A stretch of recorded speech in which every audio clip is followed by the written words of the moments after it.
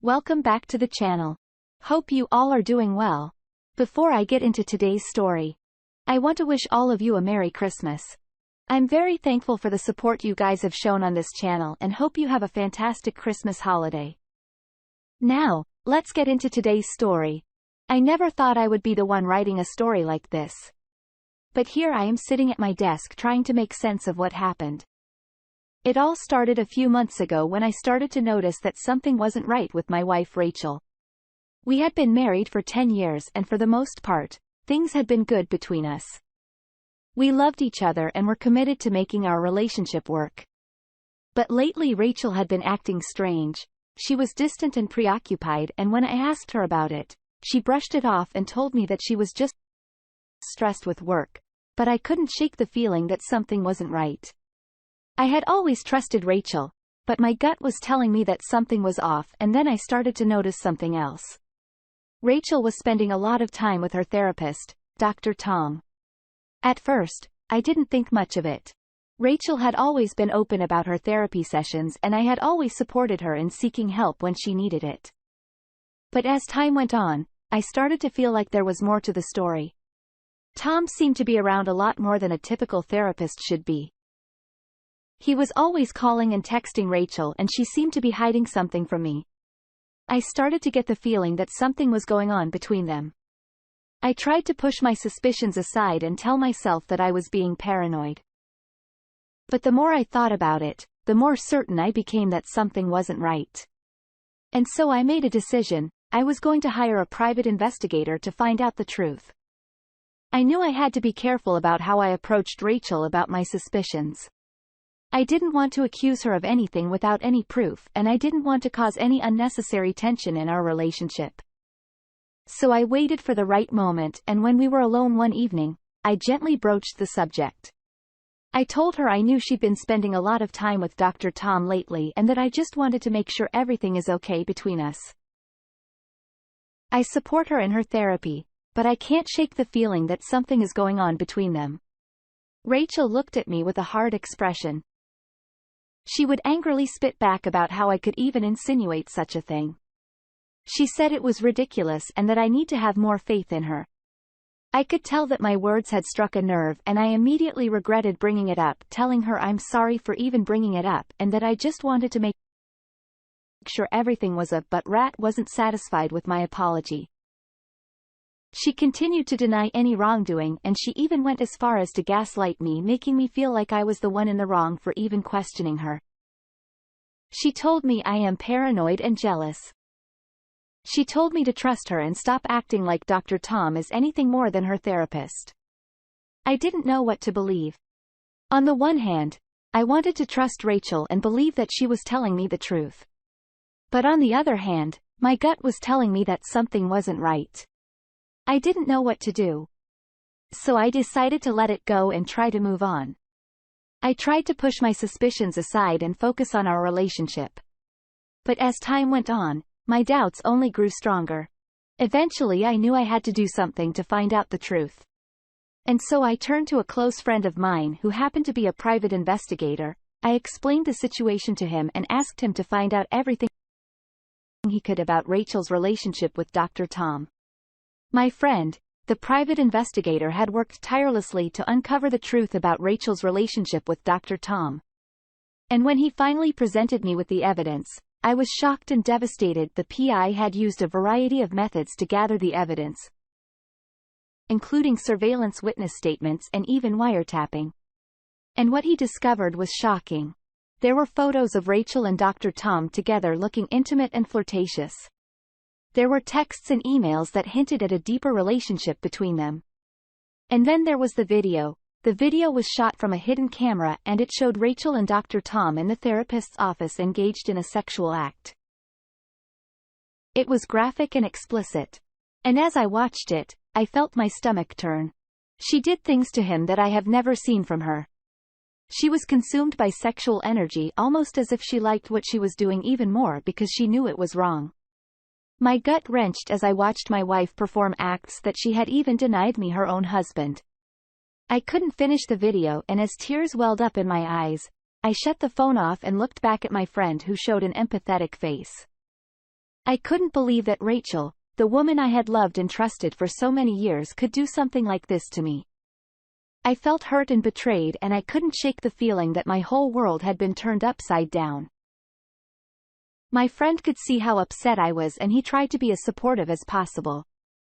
He told me that he was sorry for having to break the news to me, but that he had a job to do and he knew that the truth, no matter how painful, was always the best course of action.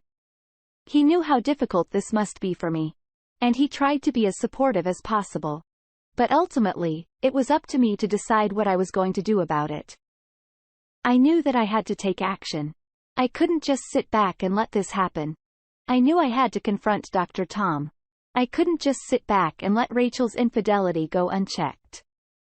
And so I made a plan. I waited until Rachel was out of town on a business trip. And then I headed to the therapist's office.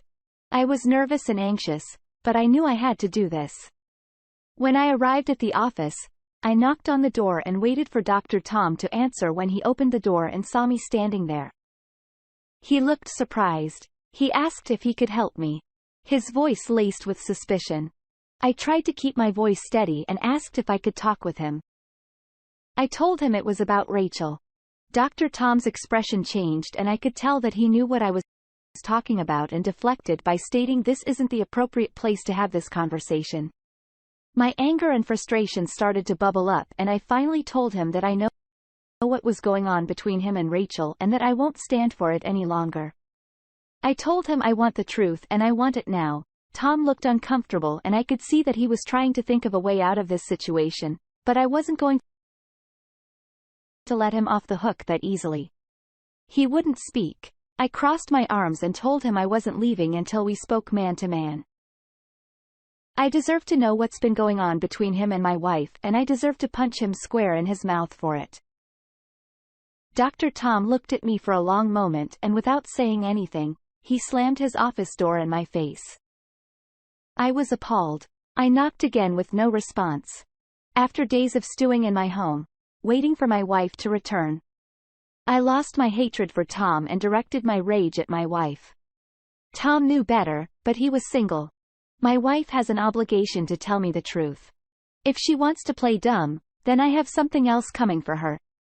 So I gathered all of the evidence that the PI had gathered and sent it to my in-laws. Rachel's mother and father. I knew that this was a risky move, but I felt like I had no other choice. I couldn't just let Rachel's betrayal go unpunished. Rachel's parents were shocked and devastated when they saw the evidence. They had always thought that Rachel was a good, faithful wife, and they couldn't believe that she had cheated on me. Rachel's mother was particularly upset. She had always been close with Rachel, and she couldn't understand why her daughter would do something like this. She cried and begged Rachel to come clean and tell the truth. But Rachel just denied everything and trying to downplay the situation.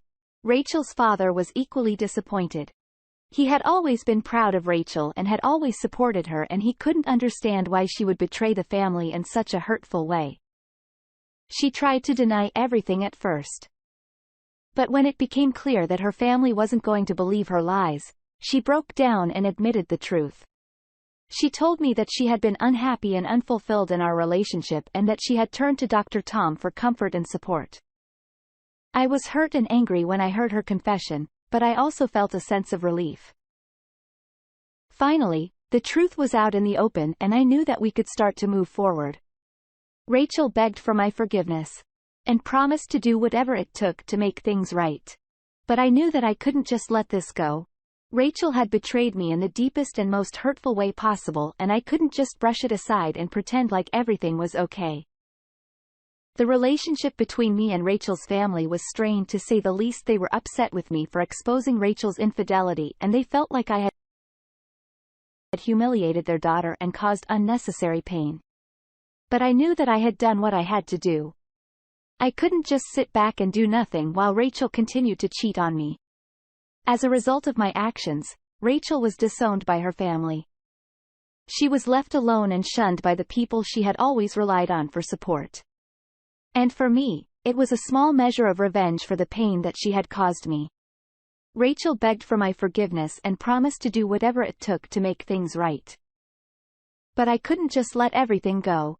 Rachel had betrayed me in the worst possible way, and I knew that I needed some time to heal and figure out what I wanted. I told Rachel that I needed some space, and I suggested that we take a break from each other for a while. Rachel was heartbroken, but she knew that she had brought this on herself. And so we went our separate ways with the understanding that we needed some time to heal and figure out what we wanted. As for Dr. Tom, he was out of the picture. I had no interest in talking to him again. And I knew that Rachel felt the same way.